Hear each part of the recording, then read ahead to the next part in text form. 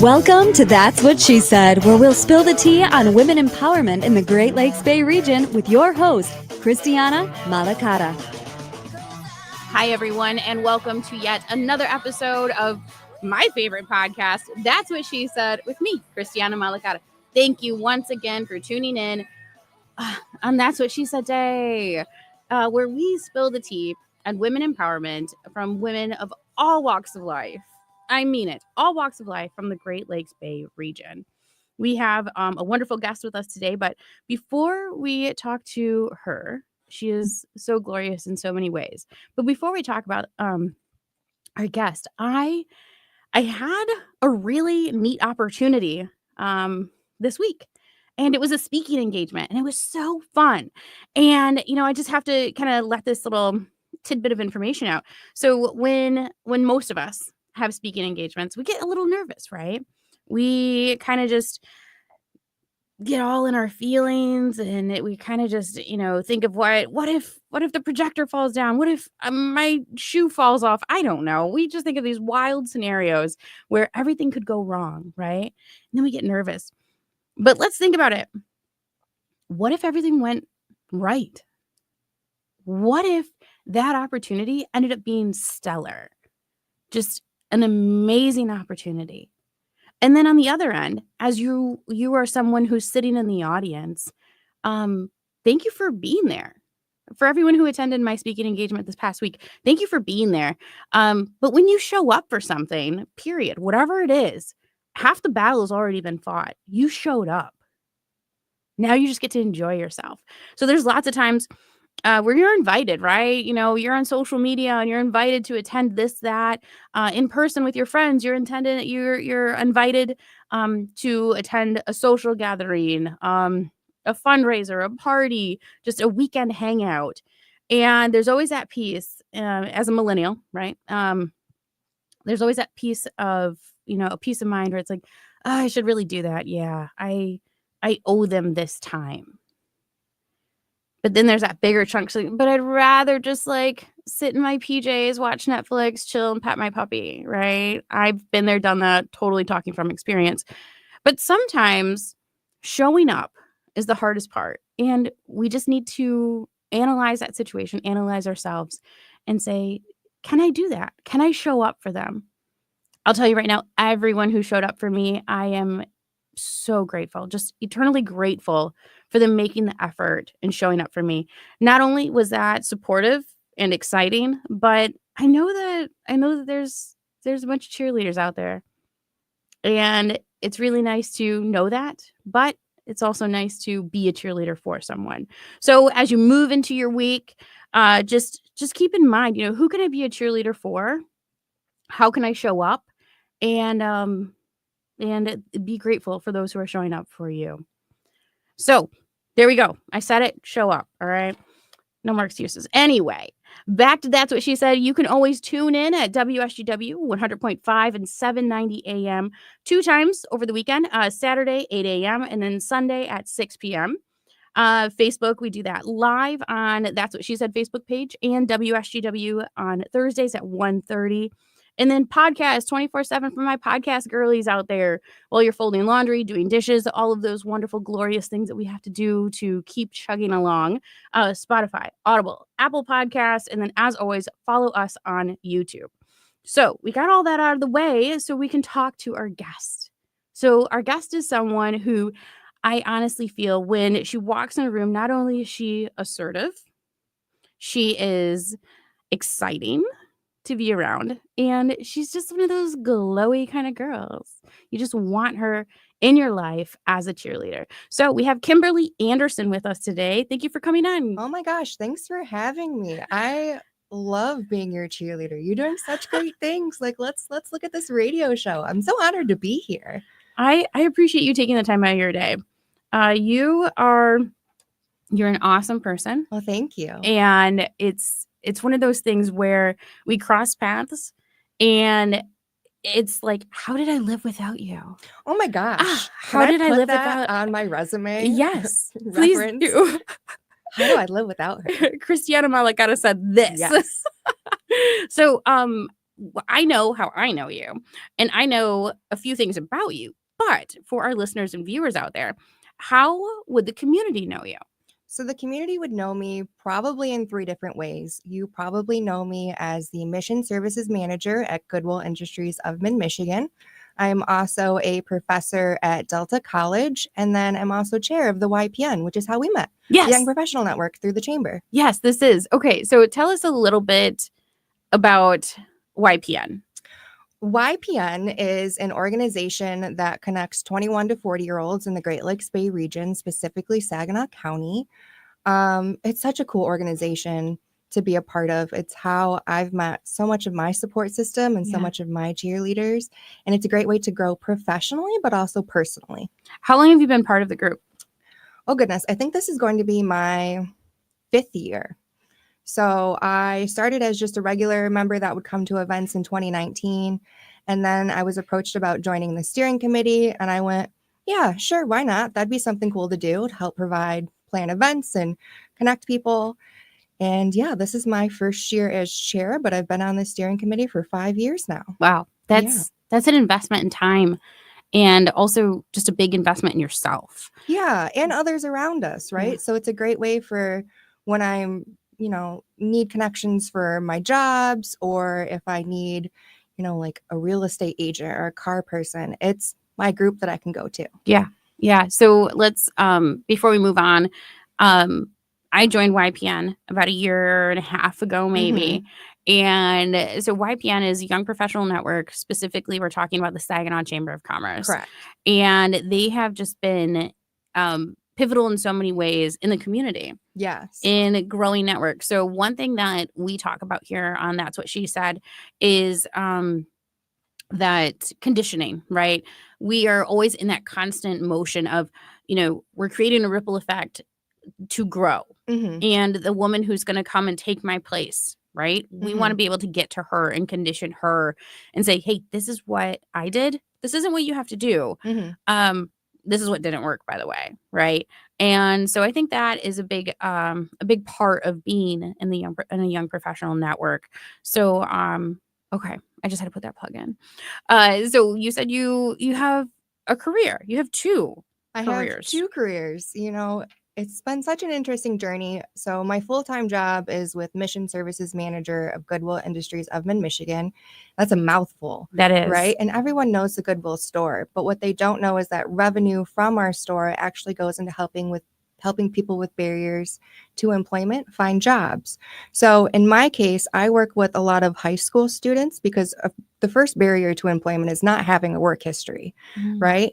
But also it could be a disability. It could be a physical disability, an emotional disability, anything like that. So we go into schools, we teach classes, we give them work experiences after school over the summer so that when they're graduating high school or leaving the Saginaw ISD Transition Center, they're ready to jump into the workforce and be the best employee possible. That's exciting. Yeah, it's a lot of fun. I was going to say, do you find it rewarding or fun to work with youth in that manner? Yeah, both. I mean, students keep me on my toes, right? There's some times where I'm like, provide me an example of this. And they'll give me something and I'm like, oh, I never would have thought of that. That's a great example.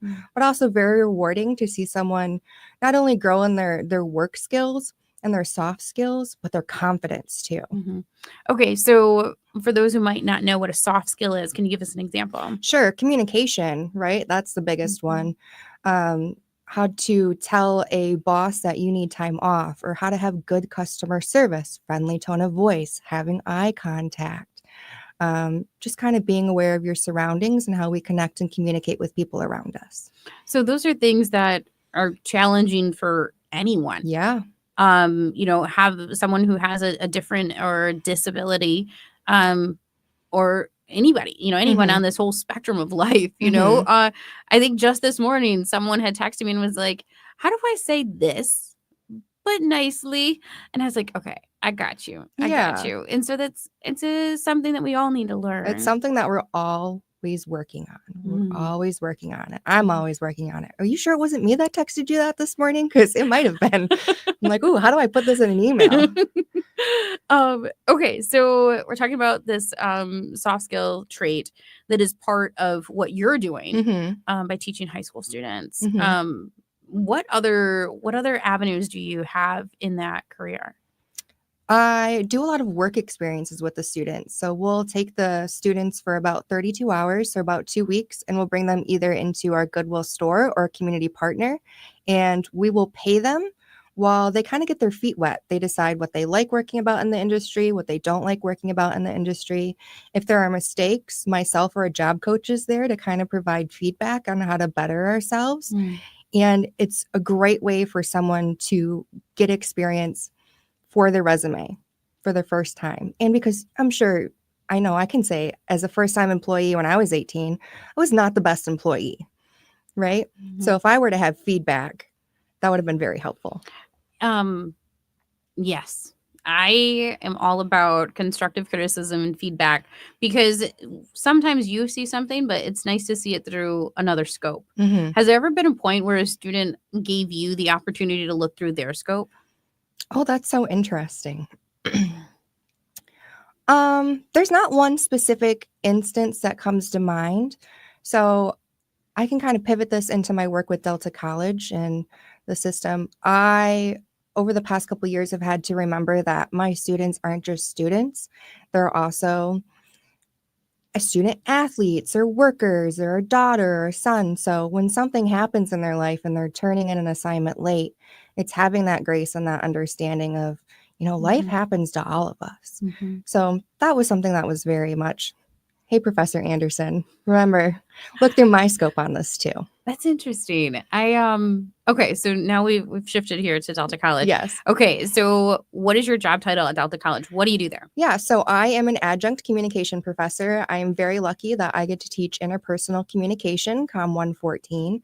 A lot of my background experience is in public speaking, so it was really interesting listening to your monologue about how you prepared and, what could go right versus what could go wrong. But I will tell you, I love interpersonal communication because I get to get stories and experiences from the students, and I get to use my own experiences and relate it to the content and the theories. So I love this class. Okay, so what was it that attracted you to these two careers? Because I feel like you're using your skill set, but in different ways. Yeah, so my pathway to education, because they're both education, right, was very bumpy and very different. So I actually went to undergrad at Central Michigan University, where I studied political science with a concentration in public administration. Yeah, politics is kind of my thing. Okay, wait. Let's hash this out. All right. So we always start our show by saying, well, we'll talk about everything except for politics. You studied I did. politics. Yeah, I did. Yeah. But yet we've shifted into a career that's not exactly in line with that. Right. How did that happen? Two, how do you feel about that being a little different? Yeah. I mean, dare I say off, right? Yeah. Off balance. I mean, when I was 13 years old, I was telling people I wanted to be a lobbyist. Like, what 13-year-old says that? But if you've seen the movie Thank You for Smoking, you're like, you got to love it. So that was where my love of politics came in. So I went to Central for my undergrad degree. I worked on political campaigns a little bit. And then I took some time off from school, about a year, and then I decided to go back to grad school for communication. In grad school, I studied counterterrorism rhetoric, but I was very lucky enough to have a full ride scholarship where I could get my master's degree, but I taught at the same time. So I taught 2 public speaking courses a semester in exchange for my degree, and that's where I fell in love with teaching. Okay.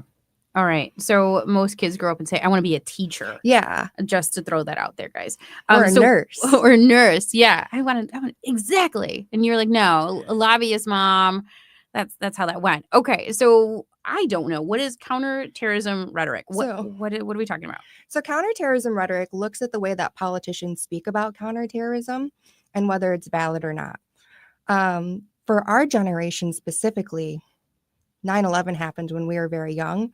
And I've always been in the mindset of that changed our world. It changed our view. So the way that politicians handle it, the ways that news organizations talked about it is always very interesting, whether it's an in-group versus out-group, them versus us. So that really inspired me to want to go into politics and to help those out groups feel really heard and understood. And I think that's really what drew me to this job at Goodwill, is helping people that maybe don't have a voice gain the skills necessary to advocate for themselves and be the best version of themselves possible. Aren't we all thriving for that, right? Being the best version of ourselves. And a lot of times we need help. Absolutely, yeah. It's, and I'll say it again. I swear I say it every week. It takes a village to build a village. I need to come up with a new saying. No, I love it. So, well, you're in college. You're sitting at CMU. By the way, boo, go Broncos. Fire up. Anyway, besides that. So you're sitting at CMU and you said, I need to take a year off. And then you came back with a totally different outlook. What did that year look like to you, and why was there a pivot? So the year looked like, to me, I had gone through the political election of 2014 midterms, and I was working at a local retail shop, and I was so unhappy. I was like, I have this college degree. I'm not doing anything. I'm a cashier. What can I do? And I think different women inspire us in different ways. And sometimes that's positive. And sometimes we use what another person is doing and we get really jealous and really petty. And that's what happened with me, is I saw that there was an individual that I did not like that was going to grad school. And I was like, no, let me one up this person. I'm going to go on a full ride scholarship. So I applied and I got in and I got a full ride scholarship.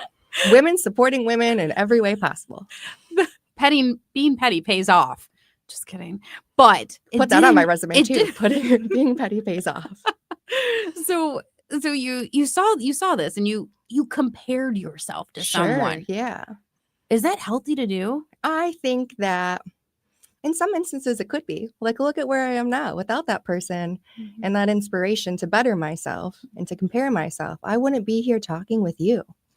So when we look at comparing ourselves to others, one, we all sit on different platforms, right? You're working with, this group from Goodwill, different platform. You're working with students that you're teaching, different platform. And so we're comparing each other, but what does a healthy comparison look like? I think a healthy comparison doesn't look like you being down on yourself just because some person is doing something that you're not and feeling like you can't do that. I think a healthy comparison is using what that other person is doing to inspire you to achieve your goals, to maybe pivot your goals, and to be the best version possible. So is there anybody in your life that you have a healthy comparison relationship with? I like to think that I'm a bit more mature now, where I'm not like comparing myself to other people. I did block that individual on all social media platforms so that I don't go do that. Petty at its finest. This is the tea we want. Finest. Yeah. This is the tea we want. But there are people that I strive to be like in that comparison. So Jamie Forbes, you had on your show a couple of months ago. I really wish to be like her. Rock star. She is a rock star. She's very good at connecting people and being that person to form relationships. So she's someone I look up to in a very positive way. Not petty. Not petty. We love Jamie. We love Jamie. Jamie is wonderful. Yeah. She really is. And so here we are. We're talking about connecting. How is it that someone can create a connection to someone to attach themselves in a healthy way? Yeah. How do we do that? I think that it needs to start by putting yourself out there, right? Whether you go to a young professional network and you get to know somebody, or, you say, hey, Christiana, I really want to meet so-and-so, or do you know someone in this position that can help me out with this? That's how you create those really great connections. Do you see this happening, connection creation? Do you see this happening in either position that you hold as a career? I think so, especially at Goodwill. Like, my students thrive off of the connections that I make in the community. So we, as I talked about before, the Goodwill students will give work experience at community businesses. So I've been able to make connections through the Saginaw Chamber, through the YPN, With Mid-Michigan Children's Museum, we get to do work experiences there. Coy's Comics, shout out to Steve and Brandy. They allow us to come in and organize comic books. Love that place. It's so much fun. It is. Very welcoming place if you've never been. We've been to the East Side Soup Kitchen, and this summer we're talking to Pit and Balcony about that connection. Fun. Yeah. So out of these connections that you're creating for other people in the last 2 minutes of this segment, what is something that you have obtained from creating connections for other people? Something that I've obtained from creating connections with other people, confidence and a support system.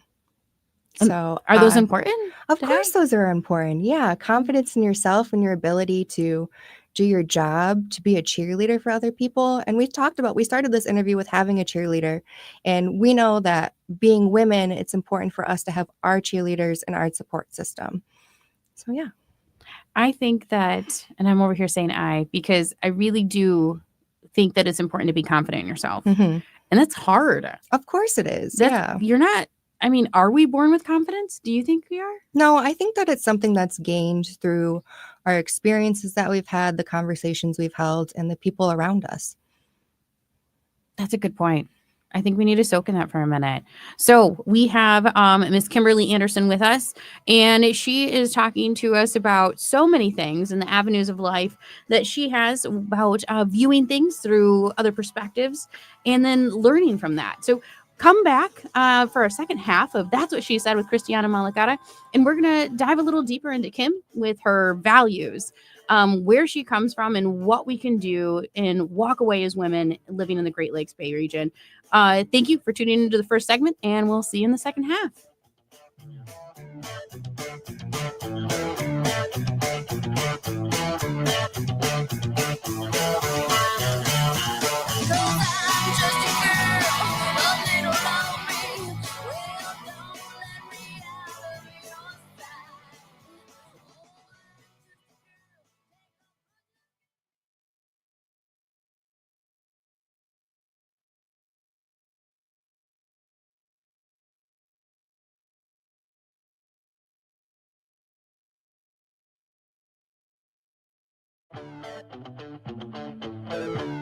That's What She Said with Christiana Malacara is back.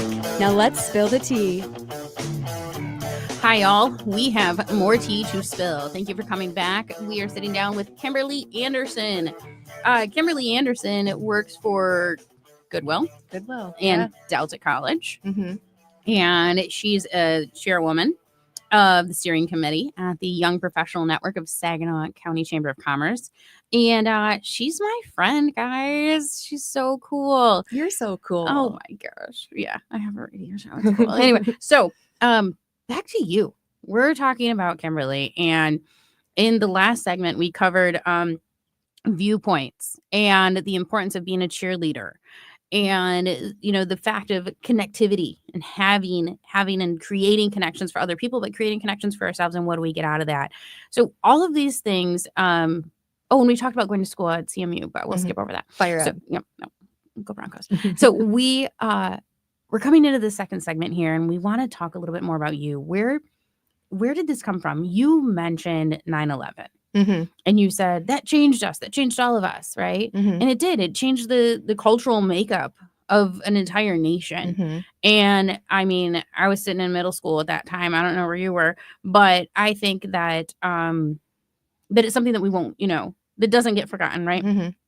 And it changed you so much. It changed your career identity. Mm-hmm. What was something when you were going through school that you thought, yes, this is where I need to be?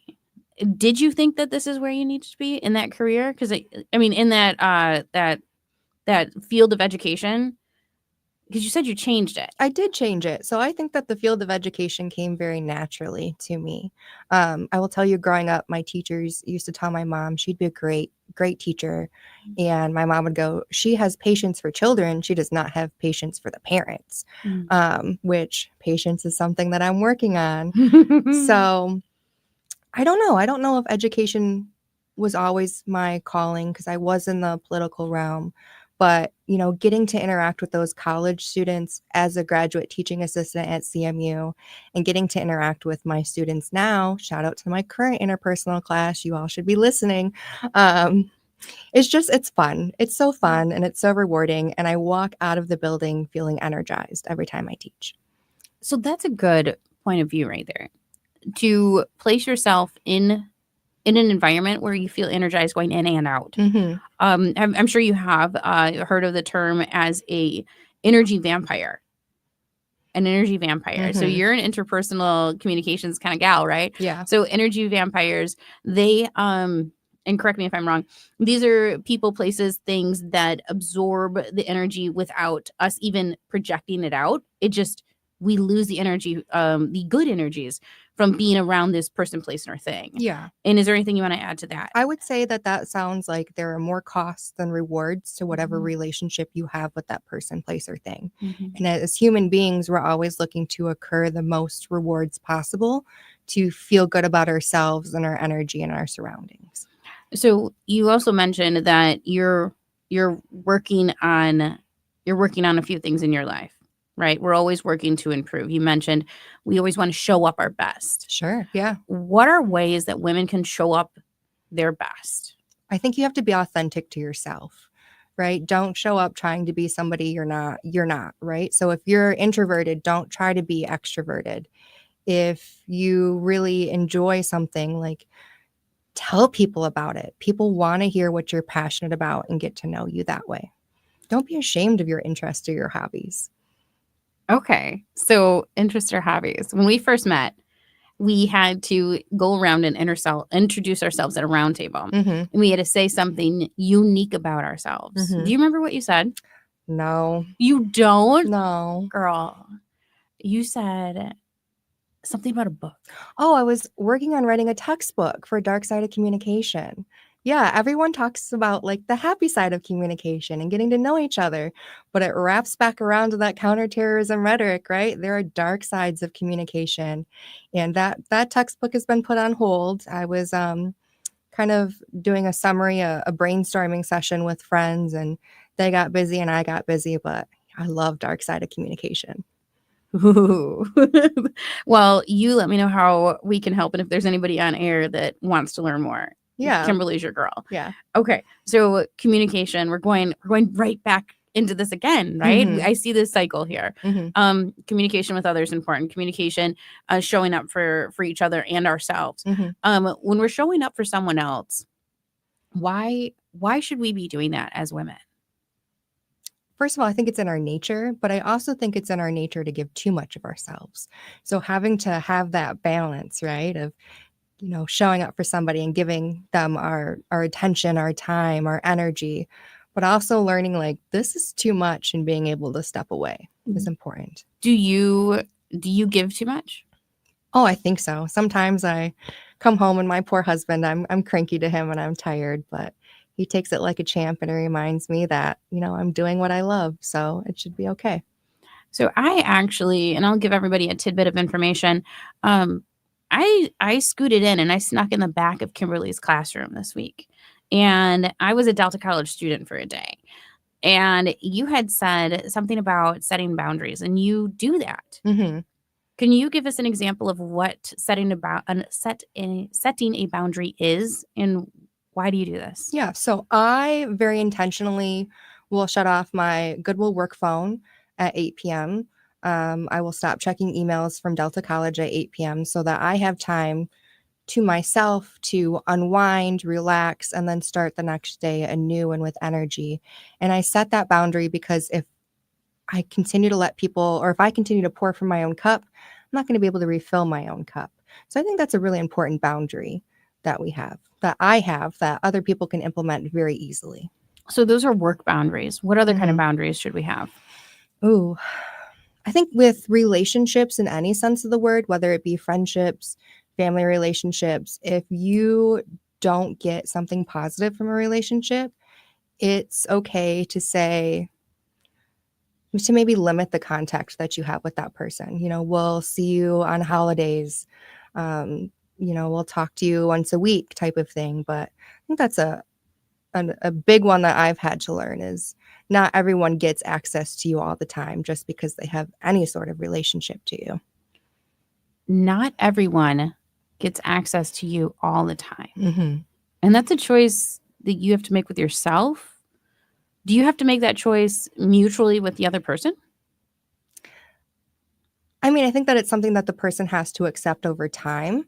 You know, if they run up against a wall over and over and over again, they're going to end up learning, right? So as long as you stick to that boundary, then they'll learn. Is that hard to do? Of course it's hard to do. Why? Right? I Why think is that because hard? that there are societal expectations, whether it's with parents or grandparents of, you know, you should be accessible to them. You should give them your time and your energy. And as a grown adult woman, I only have so much time and energy. So This is true. I mean, we all have 24 hours in a day. It's just it's true. how we spend it Yeah. and who we spend it with. Yeah. And I don't like energy vampires. Yeah. And I will tell you, everyone would be like, oh, Beyonce has the same 24 hours in a day. Beyonce has a trainer, a chef, a chauffeur. Beyonce's 24 hours are not my 24 hours, let me tell you. That's a good point. Yeah. Okay, so then this talk is more about comparison then. I guess I just like to compare myself to people. Look at me. Beyonce. And I'm nowhere close to Beyonce. I mean, come on, you got good hair too. Thank you. So we're talking with Kimberly Anderson today, and she is she works for Goodwill, and she also works for Delta College. But you are also a wife. I am a wife. I'm very lucky to be a wife. How long have you been married? It'll be 3 years this November. Is that still considered newlywed? I don't know. I don't know. I would think maybe after like 2 years. So How did you find your life partner? this is so funny. We actually went to high school together. Okay, tell me more. He dated the girl with the locker next to me. And I think the only thing I said to him in high school was like, excuse me, I need to get by. We were not in the same social circles. I was very nerdy. He's also very smart. Let me just say that. Did you block her on Facebook? No, she's so nice. She's actually a comedian. I love her. She's great. Hi, Heather. Hope you're listening. Oh, I love this. Okay. So you're in high school, barely any few words. Where did the connection happen? He went off to college. I went off to college at CMU. I moved back because long story short, another tangent, I took over second guardianship of my disabled sister. So I came back and kind of integrated her into my life and my family back into my life. And we came across each other one day on a dating app. And I think my tagline was like, talk nerdy to me. So he messaged me a question about Spider-Man and we hit it off. And it's what? Yeah. Spider-Man? Spider-Man. He's a big Spider-Man fan. Are you? I like Marvel, but I'm more of a Harry Potter fan. So we both collect Funkos, and his are all like Marvel Funkos, and mine are all Harry Potter Funkos. Okay. So the hobby thing. So that's why you said whatever your hobby is, just say it. Yeah. Just own it. Oh, Lordy. All right. Here we are. True love. So if your hubby's listening or later, I'd like to know what that line was that he sent you. I think it was something about MJ. Do you know, can you tell me Spider-Man's girlfriend or something? And I had to Google it because I didn't know. You wish it was a Harry Potter question. Yeah. Oh, this is wonderful. So when you're in your newlywed, I'm gonna say it, newlywed relationship, what are ways that you set boundaries and then support each other? I think a good boundary is if we need time to step away and decompress after a long work day or after a stressful day dealing with, I don't know, life, bills, family, we allow each other to spend that time doing whatever refills our cup. So for him, it's woodworking and getting to build things and designing things. And for me, it's very much, sitting on the couch, petting my dog, maybe reading a book, right? So I'm right there with you. Yeah. What does he think about you having these two career avenues? He's so supportive. I'll tell you that my mom knew he was the one for me. And she said something along the lines of, he doesn't walk in front of you. He doesn't walk behind you. He walks beside you. And I think that was a very good summary of our relationship. Wow. I guess I've heard that before, but not in the context of of marriage, Yeah. while somebody to walk beside you, Mhm. be your cheerleader. My cheerleader, my biggest supporter, the person that will call me on my BS when I need it. We need that person. We do need that person, yeah. Yes. Okay. So in another episode that we had talked about having different types of friends and Mhm. having different types of people. With Becky, right? Probably. Yeah. Probably. Now you have me thinking. You asked me a question. Yeah. Oh my goodness. So we were talking about having different types of friends. Yes, it was. Yes. Yeah. Different types of friends. So do you have different types of friends for different parts of your life? I think so. Yeah, I have friends that I've gained throughout my life too. So, my best friend Allie, our moms were pregnant together, working at a doctor's office, and we reconnected in middle school, and she's been in my life since. I have my college friends who I still talk to all the time. Shout out to Rachel, happy birthday. And then I have, my grad school friends, and then I have my friends that I've connected with through the Young Professional Network, like you, who are my biggest cheerleaders and support system. So yeah. I think that and you're having different conversations, and I think that it's Yeah. important, to have different conversations. And we did talk about that with her, and I mention it now because coming out of that speaking engagement, I had the opportunity to walk into the audience, and I saw different friends from different avenues, and had this amazing honor of introducing them to each other Mhm. and having that that power of saying you're similar in this way to this person, Mhm. and creating a connection for new people, to have new people meet each other. Yeah. Right. So some of those things that those friends have are a commonality in differences as well. So I had a conversation with a girl who was on the podcast, and then I had a conversation with one of my best friends from middle school, and I said, you've both uplifted me in this way. You need to meet.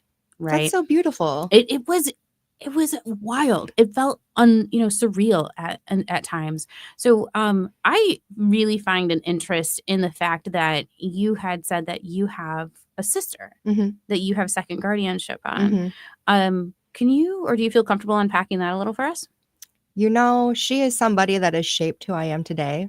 So, as you can probably tell, I have a love of learning, and that comes from my sister, Ashley. I'll tell you a story. So, Ashley has autism and is nonverbal. And when I was little, someone from the school district came in to teach her how to use sign language to communicate.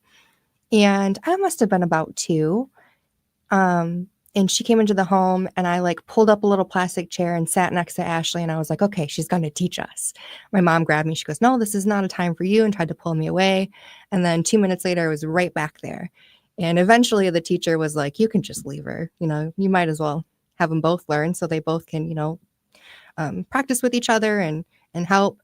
And I think Ashley is where my love of learning comes from, but also my wanting to make sure people who are different than me are integrated and accepted into society. What are some lessons that you've learned from Ashley?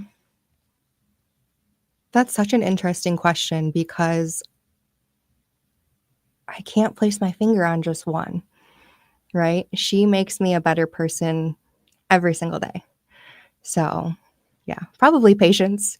And, maybe her screaming at me and me screaming at her is not the best way to communicate. So, Okay, so you said this earlier, and I wrote it down in my notes, and you said, where is it? Quote, patience is patience. It's something I need to work on. it is something I need to work on, yeah. Okay, why? Why do you think that? Because I have patience for situations that are needed. I don't have patience in traffic. Okay? In those situations, I need to sit with myself and better myself and not turn to road rage. I'm sorry. I cannot picture you having road Bro, rage. let's get in the car right after this and drive down to Madawassee. You'll see it. I'm good now. I'm a little scared. Yeah. Do not want to check you in that Chick-fil-A line. Yeah. No, thank you. So how are you working on patience? I mean, because we have listeners who are our teachers, our educators, are the boss, that boss babe that has a team, and you're like, oh, like really, grinding my gears right now. And we also have listeners, a large amount of listeners who are moms. And I can attest to that. But why is patience important? How are you working on getting better at being patient? Ooh, I'm getting better at being patient.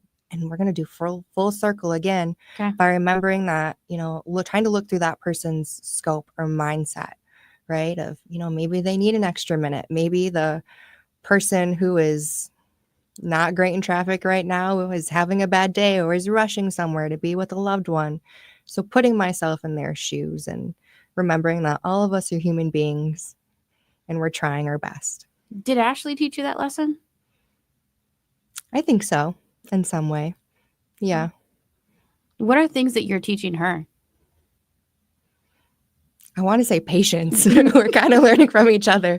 Ashley's very demanding sometimes. You're like, no, you can't get your Jell-O right now, or no, it's not time to do this. So it's a constant give and take. The theme of patience. The theme of patience. You know what? Kim not having any. And now that I know that this is something that you're going to work on, I'm going to do two things as your friend. One, I'm going to give you opportunities to practice your patience. Okay, great. I love that for me. But also, so get this. When you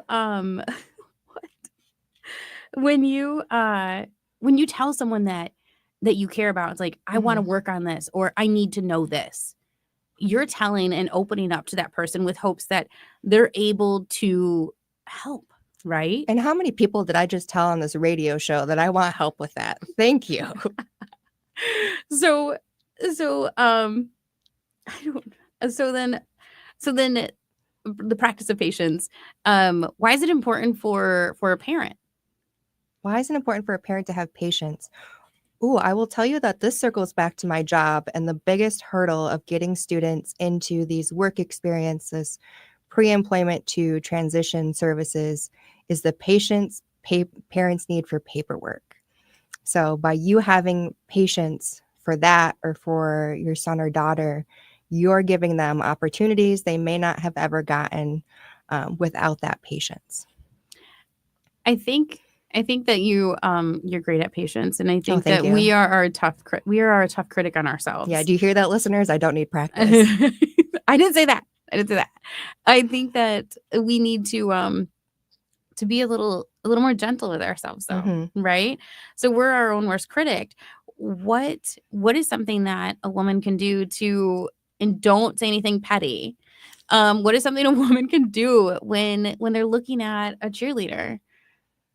And I want this person on my team. I want this person to be a cheerleader for me because they're doing amazing things. Be a cheerleader for them, right? Show them that you can be their biggest cheerleader, their biggest supporter, and they're going to do the same thing for you, right? So in our last couple minutes here, I'm going to ask you two questions. One, what's next for you? What do you see in your future? Ooh, I see taking some time to myself, and maybe taking a step back from teaching, and replenishing my cup, and also expanding this student program into other counties around our region and continuing to grow that, because I love it and I love seeing the positive impact it has on students and our participants at Goodwill. And your second question was? My second question here in our last 60 seconds of our show is, what is one piece of advice? It can be a word, a phrase, a story, that you would pass along to a woman in the Great Lakes Bay region. You can do it. I will be your biggest cheerleader if you reach out to me. There is no hurdle that you cannot overcome if you believe in yourself, you have confidence, and you have patience. Do we, though? Sure, yeah. Well, thank you so much, Kimberly Anderson, for being on That's What She Said. You were actually our 41st guest. Fun. Yes, I'm so excited to have you here. And thank you for everyone who is listening to That's What She Said with Christiana Malacara. And we will see you next week.